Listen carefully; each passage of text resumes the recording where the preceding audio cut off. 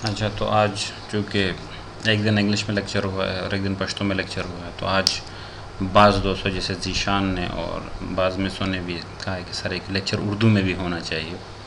Excel expert के pivot tables बहुत ज़्यादा पावरफुल होते हैं और basically pivot tables data crunching के लिए बहुत ज़्यादा, स्टेटिस्टिक्स में बहुत ज़्यादा यूटिलाइज हो सकते हैं पिवट टेबल्स।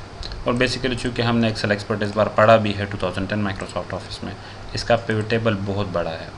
इसके रिपोर्ट्स में अगर आप लोग चेक करोगे तो आपको पता चलेगा कि माइक्रोसॉफ्ट एक्सेल 2010 का जो पिवट टेबल है वो माइक्रोसॉफ्ट एक्सेल 2003 के कोर से लेंथी है, क्योंकि इसमें अपने गेट पिवट डेटा के तकरीबन 164 नए फंक्शंस आए हुए हैं। बल्कि हमें जो असाइनमेंट मिली थी वो ये मिली थी कि हमारे पास कुछ एम्प्लॉयज़ हैं जो ये हैं, उनके कुछ पोस्ट्स हैं, कुछ महीने हैं, सिमिलरली महीने नीचे चेंज होते जा रहे हैं, उन कुछ सैलरीज़ हैं, उनको अलाउंसेस वगैरह मिलते हैं, उनको टैक्सेस वगैरह मिलते हैं और आखिर में टोटल है। और टोटल हमारे पास क्या है, वो सिंपल सी बात है, सैलरी और अलाउंसेस को प्लस करके उनमें से टैक्सेस को माइनस किया जाता है और हमारे पास जो है एक टेबल बन जाता है जो कि ये है। और ये जो है ये टेबल जो है हमारे पास ये प्रोग्रेसिव टेबल्स हैं। प्रोग्रेसिव टेबल की वो किस्म होती है जिसमें नई एंट्री पे ऑटोमेटिकली प्रोग्रेशन टेबल कर लेता है और अपना डेटा सेट को मेंटेन रखता है।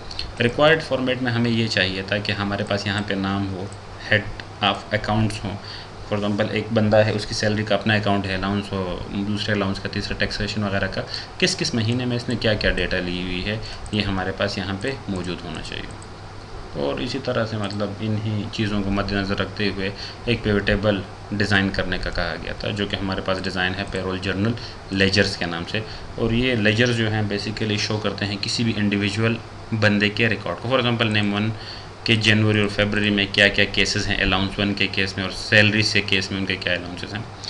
क्वेश्चन ये किया गया था कि अगर हम महीने को उठा के यहाँ पे टॉप पे ले आए रिपोर्ट फिल्टर एरिया में, तो रिपोर्ट फिल्टर एरिया हमारे पास जो है वो रिपोर्ट जनरेट कर सकता है। लेकिन इस केस में इसकी वजह ये है कि ये रिपोर्ट फिल्टर एरिया में इसलिए नहीं आ रहा, आप एरर देख रहे होंगे कि ऊपर मर्ज सेल है। जब मर्ज सेल होता है तो याद रखो रिपोर्ट फिल्टर एरिया फिर उस पर काम नहीं करता।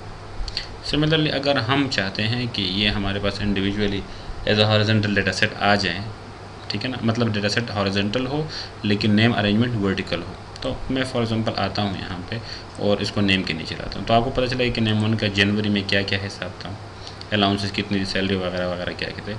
इसी तरह अगर आप नेम वन को इस पर क्लिक कर लें और उसको नीचे लें तो आपको एक और चीज़ नज़र आएगी। सेकेंडली हमें बताया गया था चूँकि ये लमसम अमाउंट्स हैं, तो इस वजह से हमें ये पता होना चाहिए कि ये सारी करेंसीज़ हैं। तो जब हमें ये पता होना चाहिए तो इस पर राइट क्लिक कर लो। इन जनरल केसेस हमारे पास जो होती है वो वैल्यू फील्ड सेटिंग में आ जाओ और वैल्यू फील्ड सेटिंग में अगर आपको नज़र आ रहा है show values as a number format पे क्लिक करके और आपके पास जनरल नंबर फॉर्मेट आ जाएगा, जिसमें हम करेंसी पे क्लिक करेंगे और करेंसी में हम इसे कहेंगे कि अकाउंटिंग करेंसी जो है वो अप्लाई होनी चाहिए। अगर माइनस में है तो वो रेड होना चाहिए, अगर माइनस में नहीं है तो वो नॉर्मल होना चाहिए। जैसे कि आपको यहाँ पे नज़र भी आ रहा है कि बाज़ जगहों पे अप्लाई हो गया, बाज़ जगहों पे अप्लाई नहीं हुआ। इसके अपने प्रॉपर रीज़न्स हैं। हम कॉलम टू कॉलम डेटा पढ़ते हैं, कॉलम टू रो डेटा पढ़ते हैं, तो उन वेरिएशंस की बुनियाद पे आपने बाज़ चीज़ों को सेलेक्ट किया जिस पे अप्लाई नहीं हुआ, लेकिन बाज़ चीज़ों को जो आपने सेलेक्ट नहीं किया उन पे अप्लाई हो चुका है। इसकी रीज़न्स क्या हैं इस पर बात करेंगे। तो ये मुख्तलिफ़ केसेस हैं हमारे पास। अगर आप फॉर्मेटिंग को वेरीफाई करना चाहते हैं तो आप कर सकते हैं। सिमिलरली आप किसी चीज़ को मतलब यहाँ से हटा भी सकते हैं। मुझे नेम नहीं, सम ऑफ ये सैलरी ये नहीं चाहिए, ये नहीं चाहिए, ये नहीं चाहिए, ये दूसरा भी नहीं चाहिए, ये भी नहीं चाहिए, तो मुझे हार्डली क्या मिल रहा है, सिर्फ नाम मिल रहा है मुझे, ठीक है। मैं ये नहीं चाहता, मैं इसे कहता हूँ कि नहीं भाई मुझे साथ साथ में सैलरी शो करो, तो सैलरी को उठा के यहाँ पे ले आएंगे और मंथ्स को मैं उठा के कॉलम एरिया में लाऊंगा। तो एक सोफिस्टिकेटेड टाइप का डिसेंट रिपोर्ट जो है वो हमारे पास जनरेट हो जाता है कि नेम वन का जनवरी के महीने में टोटल कितना सैलरी है, फरवरी में टोटल हमारे पास क्या है, वगैरह वगैरह। एक क्वेश्चन ये पूछा गया था कि सर हमारे पास एवरेज सैलरी के लिए कुछ हो सकता है अगर हम एवरेज मालूम करें। पिवट टेबल में आजकल एक नया फीचर आया है ज़बरदस्त किस्म का, जिस पे आप मतलब ऑप्शन में अगर आप आओगे और यहाँ पे आपको मिलेगा माइक्रोसॉफ्ट एक्सेल 2003 में आपको मिलेगा, वहाँ पे पिवट टेबल और पिवट टेबल के टूलबार पे आपको मिलेगा। यहाँ पे आप एज कैलकुलेटर फील्ड इंसर्ट कर सकते हैं। कैलकुलेटर फील्ड हमारे पास जो होता है बेसिकली ये कहता है कि नई फील्ड का नाम क्या होना चाहिए। मैं कहता हूँ कि नई फील्ड का हमारे पास नाम होना चाहिए एवरेज।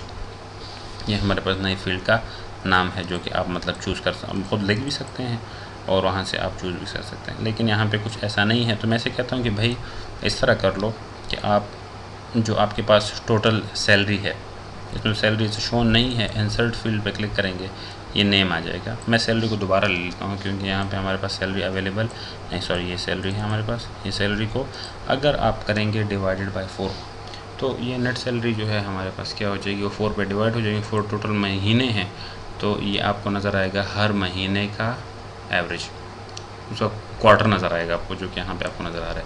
अगर आप एज अ होल 4 महीनों की सैलरी को उठा के 4 पे डिवाइड करेंगे तो आपको उसके एवरेज जो है वो नज़र आएंगे। तो ये डिफरेंट केसेस हैं, फरवरी में ये जा रहा है, मार्च में ये जा रहा है, वगैरह वगैरह। इस तरह डिफरेंट केसेस हम लोग कर सकते हैं कि इन्वॉल्व कर लें। सिमिलर हमारे पास फिल्टर एरिया है, मैं कहता हूँ सबके रिकॉर्ड मुझे नहीं चाहिए, सिर्फ जनवरी के रिकॉर्ड चाहिए। So just only for January it will shows all the records, सारे के सारे रिकॉर्ड्स सिर्फ कहाँ पे, सिर्फ जनवरी में। रिकॉर्ड्स का जहाँ तक कॉन्सेप्ट है तो रिकॉर्ड्स जो हैं बाज़ लोग कहते हैं कि फार्मूले जो होते हैं वो अच्छे होते हैं पिवट टेबल की निस्बत। सही है, फार्मूलों में फ्लेक्सिबिलिटी ज़्यादा होती है क्योंकि वो यूज़र के हाथ में होते हैं। लेकिन क्योंकि जब आपको पता है कि आजकल हमारे पास फंक्शंस आए हुए हैं, गिट पे डेटा का फंक्शन आया हुआ है जिस पे आप आराम से कर सकते हैं कि मतलब अपने फंक्शंस वगैरह जो हैं वो कैलकुलेट कर सकते हैं, तो इसके बाद मतलब फार्मूलों पे डिपेंडेंसी भी ख़त्म होती जा रही है। 3D फंक्शंस की जहाँ तक बात होती है, 3D फंक्शंस भी आजकल पिवट टेबल में आए हुए हैं, लेकिन सिर्फ एक वजाहत के साथ कि अगर आपके पास माइक्रोसॉफ्ट एक्सेल 2010 मौजूद है तो आप ऑप्शंस में आएंगे और यहाँ पे आपको मिलेगा एडिन्स के सेक्शन में, और एडिन्स के सेक्शन में आपको यहाँ पे मिलेगा ये इनविजिबल कंटेंट्स में। तो इनविजिबल कंटेंट में डॉक्यूमेंट इंस्पेक्टर और बात चीज़ें ऐसी होती हैं जिसके साथ एनालिसिस टूल पैक जो है हमारे पास माइक्रोसॉफ्ट एक्सेल 2003 में जो यूज़ होता था उसमें 66 नए न्यू फंक्शंस थे। इसमें क्यूकम्बर और प्राइमर के साथ जो है हमारे पास तकरीबन 310 नए फंक्शंस आए हुए हैं जो कि यूटिलाइज हो सकते हैं किसी भी तौर तरीके से। तो हमारा टारगेट अचीव हो सकता है। काफ़ी सारे तरीक़ों से हमने लेजर्स को डिज़ाइन किया। हमारे पास बेसिक डेटा एंट्रीज ये थी, ये मुख्तलिफ एम्प्लॉइज़ हैं, मुख्तलिफ महीने, सैलरीज, अलाउंसेस, टैक्सेस टोटल, और इस तरह से आप नए इंसर्ट करते जाएंगे। जैसे ही आप नए इंसर्ट करते जाएंगे तो आप क्या करेंगे, इस पर राइट क्लिक करेंगे और उसको कहेंगे कि भाई रिफ़्रेश, और जैसे ही नई डेटा इंसर्ट होती है तो ऑटोमेटिकली उनका वो प्रोजेक्शंस शो करती है कहाँ पे, हमारे पास पिवट टेबल में। तो ये रिक्वेस्टेड लेक्चर जो था आपका यहाँ पे रिकॉर्ड हो गया।